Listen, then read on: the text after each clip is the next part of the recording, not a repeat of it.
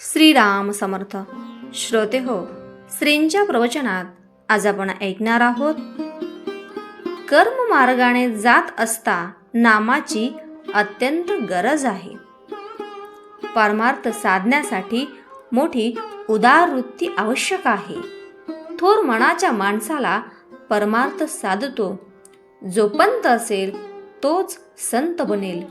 प्रापंचिक माणसाने घरामध्ये असलेले सर्वच्या सर्व देऊन टाकू नये ही गोष्ट खरी, पण प्रसंग आला तर सर्व देण्याची मनाची तयारी पाहिजे हेही खरे. खरोखर भगवंताला सर्व देण्यापेक्षा स्व द्यायला शिका. स्व दिल्यावर सर्व न दिले तरी चालेल, कारण ते आपल्या मालकीचे राहतच नाही. उलट सर्व देऊन स्व द्यायचा राहिला तर सर्व दिल्याचे समाधान मिळत नाही. भगवंताला स्व देणे म्हणजे मी त्याचा आहे ही जाणीव रात्रंदिवस मनामध्ये ठेवणे होय. वैदिक कर्माने चित्तशुद्धी होते, परंतु ज्या भगवंताची प्राप्ती व्हावी म्हणून चित्तशुद्धी करवायची, त्या भगवंताचे अधिष्ठान जर वैदिक कर्मांना नसेल तर कर्म मार्गाचे पर्यावसन कर्मठपणामध्ये होते. शिवाय सध्याच्या काळी बाह्य परिस्थितीमध्ये फरक पडल्या कारणाने वैदिक कर्मे जशी व्हायला हवी तशी होत नाहीत. म्हणून आपण कर्म मार्गाने जात असता कर्माची पूर्तता होण्यासाठी आज भगवंताच्या नामाची अत्यंत गरज आहे.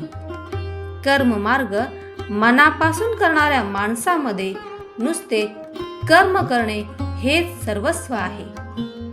अशी जी कर्मठपणाची भावना उत्पन्न होते त्याबद्दल माझा आक्षेप आहे. एरवी कर्ममार्गी माणसाच्या शिस्तीबद्दल आणि संयमाबद्दल मला आदरच आहे. एक रामनाम घेतले म्हणजे सर्व धर्मबंधने माफ होतात हा समज खरा नाही. परंतु कर्माने चित्तशुद्ध होत असताना नामाने भगवंताच्या अस्तित्वाची जाणीव जागृत राहते.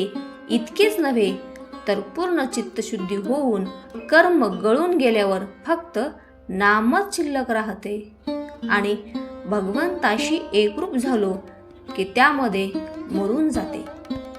रामनाम हा नुसता मंत्रच आहे असे नव्हे, तर तो सिद्ध मंत्र आहे. तो भगवंतापर्यंत नेतो नव्हे, तो भगवंताला आपल्याकडे खेचून आणतो. हा माझा प्रत्यक्ष अनुभव आहे.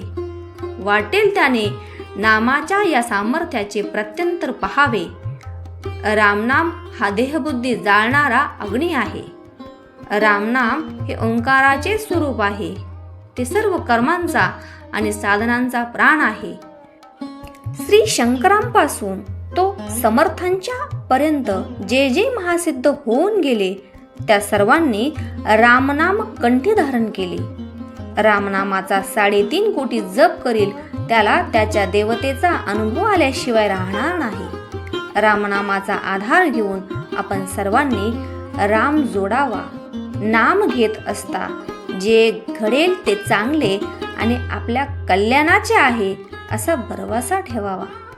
आजचे बोधवचन, नामाकरिता नाम घ्या की त्यात राम आहे हे नक्की कळेल. जानकी जीवन स्मरण.